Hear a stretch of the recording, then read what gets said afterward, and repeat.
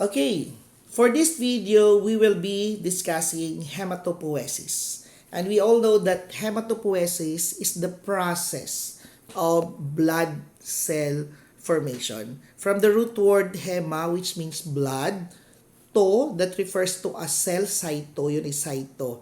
Pwede kasing hemacytopoiesis, shortcut lang siya, hemato lang. Imbis hemacyto. And poiesis refers to formation.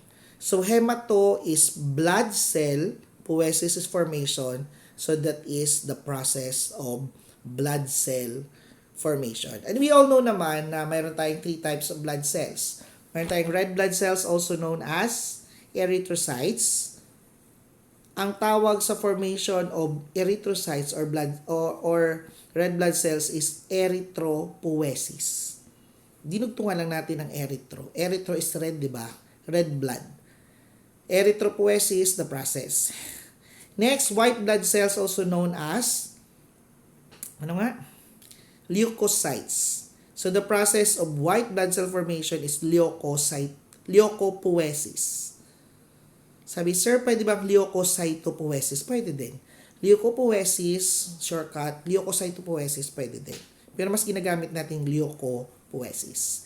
And the third blood cell is platelet, also known as thrombocytes. So the process of platelet formation is thrombopoiesis or pwedeng thrombocytopoiesis. Pero lagi natin ginagamit yung shortcut, thrombopoiesis. Okay? Yung ating 3 major na blood cells, syempre alam natin may iba't iba silang function. Sige nga, para saan yung red blood cells? Nabanggit natin maraming function yun, but the major function is para makapag-provide ng oxygen. Transfer of blood gases. Yun talaga yun. May provide ng iron kasi mayroon siyang hemoglobin. And then, for the platelet, ano naman yung function niya? So, ang function niya for blood clotting. Siya naman ang kailangan para hindi ka magkaroon ng hemorrhage. What about the white blood cells? Yung white blood cells, ang function niya, parang army sila of our blood. Sila ang first line of defense against the antigen or against the parasites. So yung tatlo, may iba't iba silang function. What about morphology? Iba-iba din sila. Ang ating blood cells, pag bata pa, may nucleus. Red blood cells red blood cells. Pag nag-mature, wala silang nucleus. So, unnucleated sila. Ang ating platelet, parang platelet kasi is not considered a true cell. Kasi wala siyang nucleus at any part of its maturation series. Yung imagine niyo mayroon tayong megakaryocytes. Remember the megakaryocytes? Yun yung malaking-malaking cell sa circulation. Malaki-malaki din siya sa bone marrow. Parang may sunod sa cytoplasm tapos nag-shed off lang. May portion ng cytoplasm na natatanggal from the body of the megakaryocyte. So yung shed na portion, yun yung mga platelets. So wala talaga siyang nucleus. That's why platelet are not considered a true cell. Pero tinuturing siyang blood cell. Kaya kung may question na ano ang smallest true blood cell, ang sagot natin doon, red blood cells. Pero the smallest blood cell, platelet ang sagot natin doon. So, white blood cell naman, mula nung bata hanggang pag-mature sila, mayroon talaga silang nucleus. So, nucleated sila. So, with that, tas iba-iba din yung kanilang size, iba-iba ang shape ng nucleus. So, with that, pwede natin sabihin ng ating mga red blood cells ay may different morphology. And of course, iba-iba din yung lifespan nila. Like platelet, medyo matagal, umabot silang 120 days in our blood. Ang ating mga platelet and WBC, mas days lang, maunti lang ang araw. So, our blood cells, they have different functions, they have different morphology, and of course, they have different lifespan.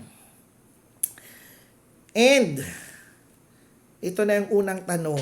Sir, paano po nabuo ang blood cells sa ating circulation? So, mayroon tayong 2 related theories kung paano nabubuo yung mga mature cells sa circulation.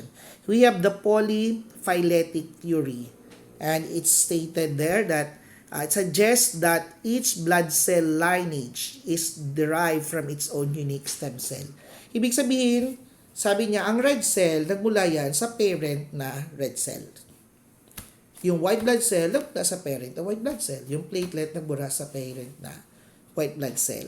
On the other hand, ang monophyletic theory, it suggests that all blood cells are derived from a single progenitor stem cell called the pluripotential stem cell. Sabi niya, ang pinanggalingan ng mapa-red cell ka, white blood cell ka, o platelet, iisa lang ang parent cell niya. So ano kaya ang totoo sa dalawa? Alam nyo, until now, hindi pa masyadong malinaw yan. Until now, the two theories are accepted. Pero, mas pinaniniwalaan ang monophyletic theory. But, malay mo, isa ulit sa inyo, baka si Joshua, 3 Joshua, ang patunay na ito talaga ang pinagmulan ng cell. Okay? So, kung isa man, kung may unique man na pinanggalingan or may unique na mother cell ang bawat mature cells natin, pero ang isa lang dyan ang totoo, nagsimula sila sa isang stem cell. Yung stem cell na hindi pa mature. And that stem cell accounts for less than 1% of the population in the bone marrow. Tandaan natin, ang ating dugo nagsimula sa bone marrow. At kahit iisa lang o kakaunti lang, kasi less than 1% lang of the total cell in the bone marrow ang stem cell, kaya nilang mag-produce ng maraming blood cell na mature sa ating circulation. Bakit? Kasi yung ating stem cell ay kayang mag-regenerate. Kaya niyang Kaya niyang mag-undergo ng, parang si Naruto lang yan, parang i-reproduce na yung kanyang sarili, Kagiboshi technique. So, it can reproduce, and then, pag nag-reproduce na siya, yung tunay na siya, ma-retain doon. Yun yung sinasabing less than 1% lang siya. So, yung na-reproduce niya na katulad ng sarili niya, yun yung magmamature bilang red cell, bilang WBC, or bilang platelet. Okay. So, the process of hematopoiesis ay mayroong 3 phases. So, ano yung balikan muna natin. Sabi, sir, nabanggit mo lang kanina, bone marrow ang nagpo-produce ng blood. Hindi lahat ay sa bone marrow pinoproduce yung blood. Ano-ano pang mga organ sa katawan na pwedeng mag-produce ng blood? Remember this, pwedeng mag-produce ng blood cells. Yung ating liver, spleen, ano pa nga ba? Thymus. Saan ang thymus? Basta thymus. Nag-anatomy kayo. Bone marrow. And of course, our lymph nodes. For primitive na, sa mga baby, sinasabi nilang, dugo pa lang yan. Buntis, nakunan, dugo pa lang yan. Yung yolk sac, pwede na siya mag-produce ng blood cells. Ulitin ko, liver, spleen, thymus, bone marrow, the lymph nodes, at saka yung ating yolk sac. However, ang yolk sac ay hindi official kasi hindi naman siya organ. Pero yung mga ibang binanggit ko, lahat sila ay organ. Okay. We have 3 phases. The first phase is the mesoblastic or the megaloblastic phase. In here, after mag-churva ni mother at ni father, nagkaroon ng, fertilization. Si egg na fertilize ng ating sperm. Pagkatapos, within 2 weeks, na nagkaroon ng fertilization. So, yun yung after fertilization, magsa-start yung tinatawag nating embryonic life.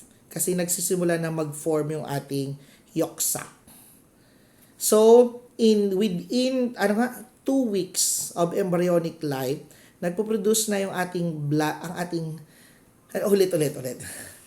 May fertilization, so nabuo na embryonic life, nagsisimula na mabuo yung embryo, sinasabing may dugo na yun. So, within 2 weeks na na-fertilize yung egg, nandun na yung yolk sac. Ang gagawin ng yolk sac, magpo-produce na siya ngayon ng red cells. Yung tinatawag nating primitive erythroblast or yung PE. Sabi, sir, bakit erythroblast? Sabi ko noon, basta site ang dulo, mature cell. Pero blast ang dulo, immature cell. So, ito, erythroblast, immature red blood cell. So, yan ang kauna-unahang nabubuo an erythroblast. Pero dahil nga kauna-unahan siya, tinatawag siyang a primitive erythroblast. Okay? When second hanggang 9th week of fetal life, in that embryonic life ng ating baby. Usually, nagsa-stop ang yolk sac na mag-produce ng primitive erythroblast after 2.5 months ng baby. Kasi nabuo na ang red cell noon. So, pag nakunan ka, 1 month ka palang buntis, dugo yun, may dugo na yun. Kasi nakapag-produce na ang yolk sac ng red blood cell ni baby. 2.5, tapos na, kompleto na yung kanyang red cell. Next, tandaan yan, by the way, primitive erythroblast gives out hemoglobin to satisfy the oxygen needs of the fetus. So, fetus pa lang siya, 1 buwan pa lang, 2 buwan, mayroon na siyang red cell na magpo-provide ng oxygen para sa fetus. Number 2 stage ay yung tinatawag nating na hepatic stage. HEPA. Ibig sabihin, liver ang involved. So, the chief site of hematopoiesis is shortcut yan sa hematopoiesis. Pag sinabing hemo, blood lang yun. Walang to. Ibig sabihin, pag gumagagawa kasi ng blood cells, nagpo-produce ka na rin ng blood. So, hematopoiesis ay pwedeng ginagamit instead of hematopoiesis. So, sa second stage, liver naman ang major organ, pero mayroon ding organ siyang kasama, pero mga support organ lang of hematopoiesis, the spleen, the thymus, and of course, the lymph nodes. Simulan natin. Kanina, red cell, 2 weeks. Nag-produce na ng red cell ang ating yolk sac. Nag-stop siya ng 2.5 month. Tapos, sa second month, habang pawala na, malapit na matapos ang production ng red cell, in the second month, nagsa-start na mag-produce ng granulocytes. Ano ba ang mga granulocytes? The neutrophil, eosinophil, at saka basophil, plus megakaryocytes. Yung megakaryocytes, narinig niyo na sa akin kanina, yun yung parent cell ng ating platelet. At sino ang gumagawa nun? Liver, sa tulong ni spleen. Sabi, sir, nakalagay pa dyan may thymus pa at saka lymph nodes. Para saan naman yan? Sa hepatic stage, kasama din ika-4th month. Tandaan ha, kanina second ang granulocytes at megakaryocytes. Ika-4th month, mapoproduce na ang lymphocytes. Ang lymphocytes, pag na-produce, may dalawang klase kasi ng lymphocytes, isang B lymphocytes at isang T lymphocytes. Para mag-mature ang T lymphocytes, pupunta siya sa thymus. Kaya nandyan si thymus. And B lymphocytes, para mag-mature siya, pwede siyang pumunta sa lymph nodes. So, pag nasa lymph nodes, mapoproduce na yung mature B lymphocytes. Pag nasa thymus, mapoproduce na yung mature T lymphocytes. Sa sunod kong discussion, dito rin sa slides sa PowerPoint na ito, ano ba ang difference ng B lymphocytes sa T lymphocytes? Later on natin yon i-discuss.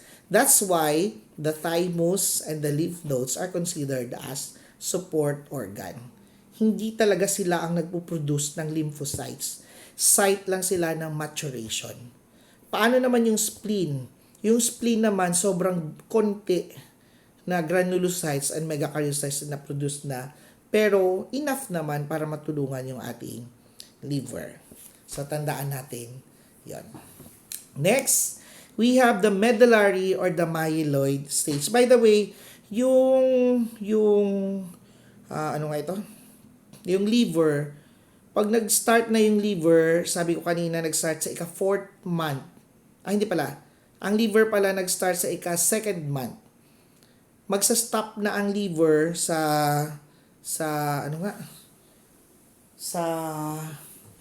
paggawa. So, aangat ang liver. Tapos, dahan-dahan na siyang pababa. Mawawala na yung function ng liver pag ipinanganak na yung baby. Pero ika-5 months, ika-6 months, 7 months, nandun pa rin yung liver. Hindi nga lang siya yung major. Major lang siya during the hepatic stage. What about yung spleen? Ang spleen, stop na yung tulong niya sa liver, yung production niya, pagka 6.5 months. 6.5 months. What about ano nga ito? Ulitin ko, yung yolk sa kanina 2.5, ang liver natin hanggang masilang yung bata, ang spleen natin 6.5 month. What about yung lymph nodes? Hanggang may production ng lymphocytes sa tulong na rin ni bone marrow, nandyan lang yung lymph nodes natin para maging site, at saka yung thymus, para site yun sa maturation. Hindi naman sila actually gumagawa ng lymphocytes. Site lang sila para sila ay mag-mature. Next, we have number 3 phase, the medullary or myeloid stage. Chief site of hematopoiesis or hematopoiesis is the red bone marrow na ito. Red bone marrow. Usually, ika-5th month. 5 months ka ng buntis, yung baby 5 months na. So, mapo-form na ngayon yung last na blood cell na hindi pa napoproduce, the monocytes. At si bone marrow na ang nagpo-produce noon. Ulitin ko ha, 2 weeks, red cell. Ano nagpo-produce? Yolk sac. Kailan magsa-stop? 2.5 months. Second month, mapo-form ang granulocytes at megakaryocytes. Anong nagpo-produce? Liver. Katulong si spleen. Kailan magsa-stop si liver? Hanggang maganak si baby. Kailan magsa-stop si spleen? 6.5 months. 4 months, mapoproduce si lymphocytes. Sino ang gumagawa? Si bone marrow na ito. Nag-start na. Kasi ika-4th month, si lymphocytes, magsa-start na yung tinatawag nating medullary or myeloid stage. Kaya nakalagay dyan, chief site of hematopoiesis ay yung red bone marrow na. Ika-4th yun, ika-5th month, mapoproduce na si monocytes. Last na yun na blood cells, si bone marrow din ulit. So pag tinanong ko kayo, anong unang blood cell ang pinoproduce ni bone marrow? Ang sagot, lymphocytes. Sabi, hindi ba red cell? Yolk-sac nag-produce nun dong. Anong first cell ang pinoproduce ni liver? Megakaryocytes and granulocytes. Okay? So, at the 5 months of gestation, si bone marrow na yung major. And nabagit ko yan kanina, the posterior iliac crest or the POSIC, preferred site of bone marrow aspiration in adults, while for tibia, for infant na less than 18 months of age, tibia talaga ang pinagkuhanan. Saan ba ang tibia and fibula ninyo? Baka mapagkamalan na ninyo ang inyong femur, yung mga ganon. Hindi ako magaling sa anatomy. Mas kabisado niya. Hindi ko nga alam saan banda yung aking pancreas. Hindi ko nga alam sa Tagalog kung ano sa Tagalog ang spleen. Alam niyo ba? Ano sa Tagalog ang liver? Liver. Sa Tagalog ang liver ay lakasan mo nga. Atay. Sa amin kasi sa Bisaya, ang liver ay hindi atay. Kasi Bisaya kami. Alam niyo na ano sa amin sa Bisaya ang liver? Yan ay lever. Di ba? Lever sa aming mga Bisaya. Ano yung spleen sa Tagalog? Bato? Hindi, bato ba ang spleen? Di ba ang bato sa abdo ay gallstone? Di gallbladder ang abdo. Ano yung spleen? Bahala na. Ano yung time mo sa Tagalog? Mga assignment niyan. Ilabas ko kaya sa exam yun. Ano sa Tagalog ang spleen? Ano sa Tagalog ang kidneys? Pwede, 1 point. Sige. Pero magtatanong muna ako kung ano yung sa Tagalog at baka hindi ko alam ang answer key. Okay? So, the 3 stages, alam niyo na. And, tandaan natin, at birth, pag pinanganak na yung baby, ang bukod tanging gumagawa na ng dugo, ng blood cells pala, ay yung ating bone marrow. May exception lang yun normal bone marrow. May mga few exceptions pamaya sa sunod na mga slides. Makikita natin. Ang tanong, sir, saan natin makikita ang red marrow or yung bone marrow? Dalawang klase ang marrow natin ang bone marrow natin. Di ba may tinatawag tayo na red bone marrow at yellow bone marrow. Yung red bone marrow or the red marrow, yan yung hematopoietic marrow. yung marrow na kaya mag-produce ng blood cells. Yung yellow marrow, yan yung tinatawag natin na fat cells. Hindi na kaya mag-produce ng blood cells. Kasi fat cells siya, marami na siyang taba. May adipocytes na siya. Adipose cells na siya. So, saan natin makikita ang red marrow? Sa mga flat bones. So, mag-isip kayo, ano ba yung mga flat bones sa atin? Skull. Flat yan. Pag inopen mo yan, flat yung ating skull. So, may red marrow yan. Kaya pag tumataba tayo, lumalaki din ulo natin. Ano pa? Clavicle. Yung clavicle yung dito. Huwag niyong i-recall ang video ko nung nakaraan. Sabi ko ay clavicle. Yung tinuturo ko yung gitna. Ano nga bang gitna? Sternum. Yun. Sternum is also flat. Tapos, yung mga payat dyan, pag huminga, kita yung ribs. Flat din yun. Likod natin, vertebrae. Yung sarap pag nire-reflex doon sa vertebrae. Yung ating gilid sa bewang, pelvis. Flat din yun. And, kung bata ka pa, less than 18 years old, yung long bones natin sa paa, especially yung proximal end ng ating bones, yung femur, may red marrow yun. Pero, kapag 18 years old pataas na tayo, hanggang 18 years old kasi, yun yung conversion, the average conversion years ng red marrow to yellow marrow. Kaya pagdating ng 18 years old, yung mga long bones, hindi na, nawawalan na ng red marrow kasi nagiging yellow marrow na. So, hindi ka natatangkad. Yan siguro nangyari sa akin, baka 15 pa lang o 14, napuno na ako ng yellow marrow kaya hindi masyadong tumangkad. Ano nga no? Okay lang yun, di bali na hindi matangkad.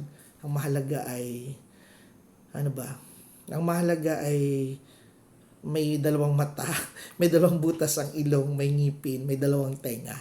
Okay? So, kaya lagi nilang tanong yan, Sir, bakit hindi na tumatangkad kapag nagdibo na yung babae o nag-21 na yung lalaki? Usually, ang sagot doon, pag dumami na yung yellow marrow.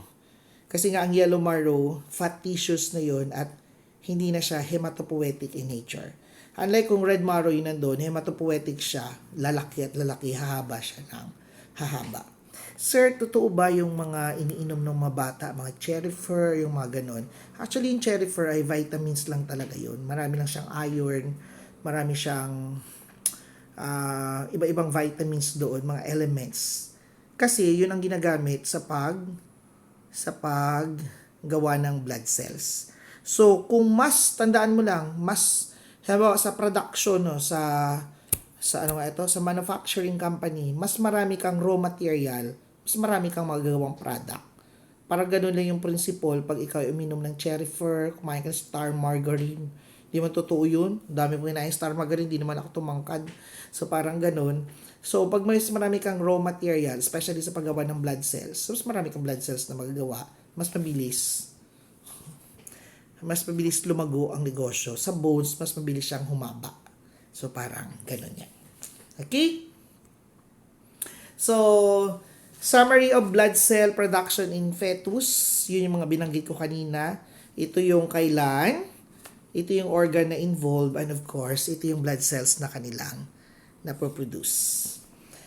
Kung at birth, ang bone marrow ang gumagawa ng ating red cells, ang tawag natin sa blood formation na yun is medullary hematopoiesis. Lahat naka-confine sa bone marrow. Sabi ko nga, nag-stop lahat. Pag pinanganak na yung bata, bone marrow na. Pero if ever may certain condition or may certain disease that our bone marrow is incapable of producing blood cells, instead na mawalan tayo, may sasalo ng trabaho ng bone marrow natin. Pwedeng mag-produce ulit yung liver, yung spleen, yung mga binanggit ko kanina. Ang tawag na natin sa blood cell formation na yun ay extramedullary hematopoiesis. Because extramedullary hematopoiesis, blood cell formation is confined in other blood-forming organs aside from bone marrow. Ayaw nating mangyari yun.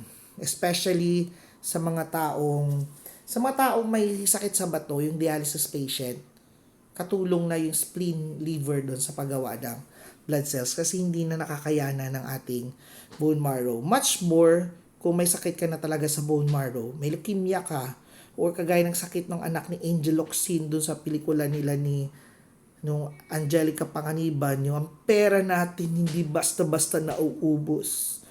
Pero ang pasensya ko, konting-konti na lang. Sino nga yung lalaking Dingdong Dantes at Sancho Marudo?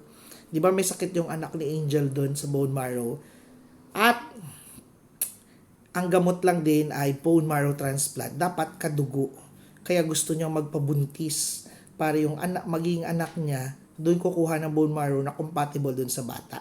Konting bone marrow lang yun. Binanggit ko kanina, less than 1% lang ng stem cell ang present sa bone marrow, pero kaya niya mag-supply ng maraming dugo. Yan yung very essence ng sinasabi ko kanina, na the very essence ng bone marrow transplant. Kahit konti lang na bone marrow ang ilipat mo, basta compatible, kaya niyang mag-Naruto.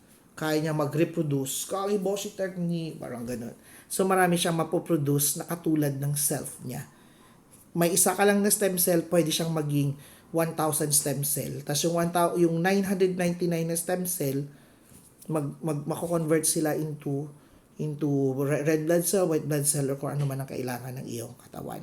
That's why very effective ang bone marrow transplant in severe cases na mayroon ka ng bone marrow problem, tapos sinundan pa may liver disease ka pa, or may spleen problem ka pa.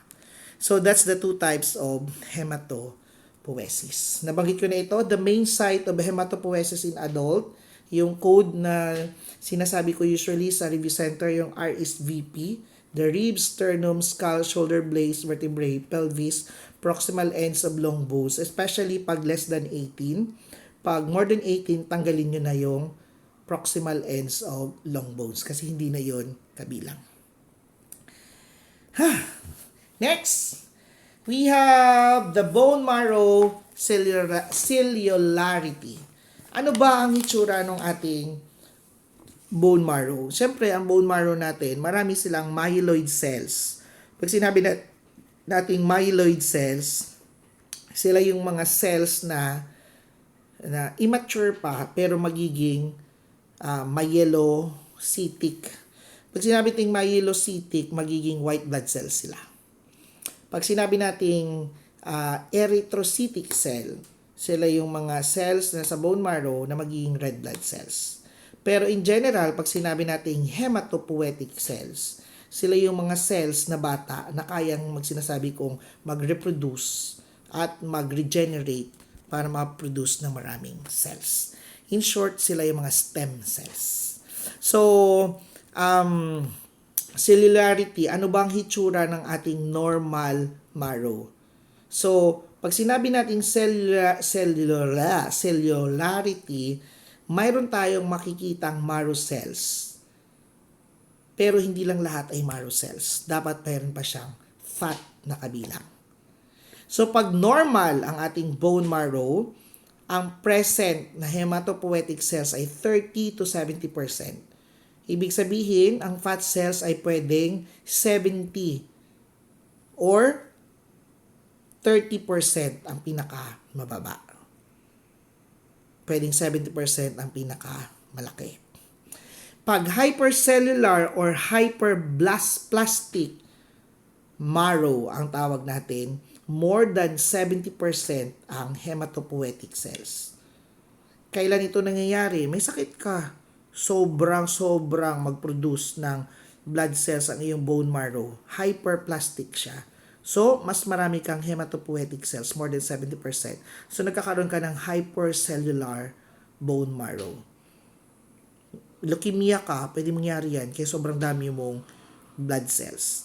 Next, hypoplastic naman, or may hypocellular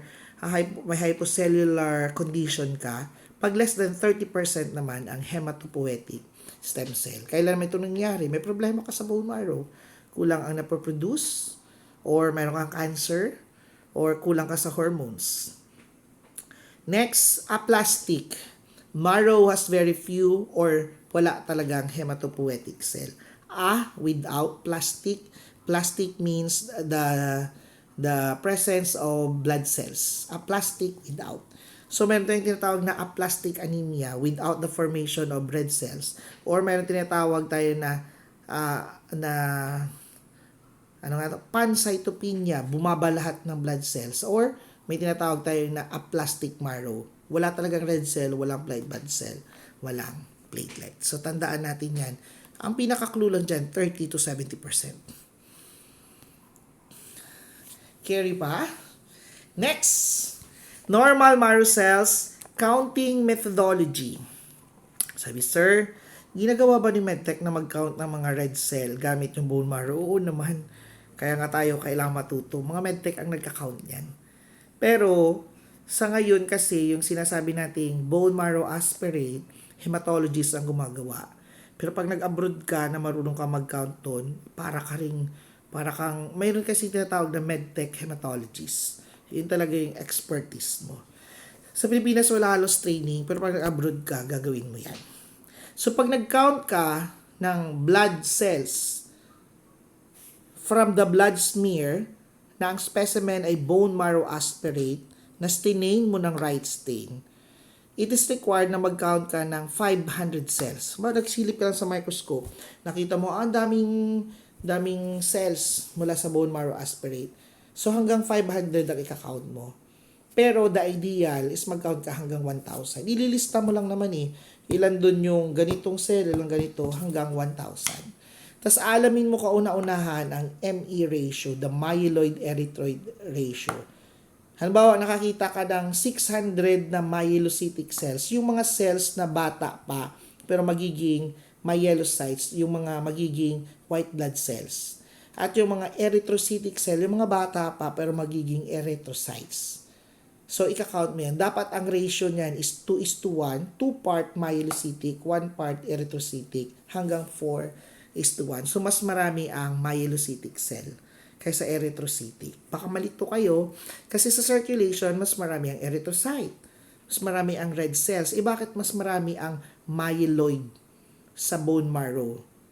Ang reason pa rin dyan, kasi nga, ang stem cells na nagpo-produce ng erythrocyte, isang stem cell pwedeng hanggang 16 erythrocyte ang kanyang ma-produce. Unlike sa myelocytic, 1 immature, ang result 1 mature. Ang erythrocyte, 1 mature, pwedeng 1 immature, 16 na mature ang mapoproduce. Kaya mas maunti lang sila. Sabi, sir, ano-ano ba sila? Mamaya. Kaya nga i-discuss natin, ano-ano ba yung mga stages.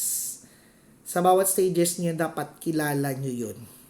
Pag hindi nyo sila kilala, pag silip mo, daming blood cells, ano-anong mga pangalan nila, katulad ng hitsura, magkakaiba sila ng hitsura. I told you, at kailangan matutunan natin yan. Okay?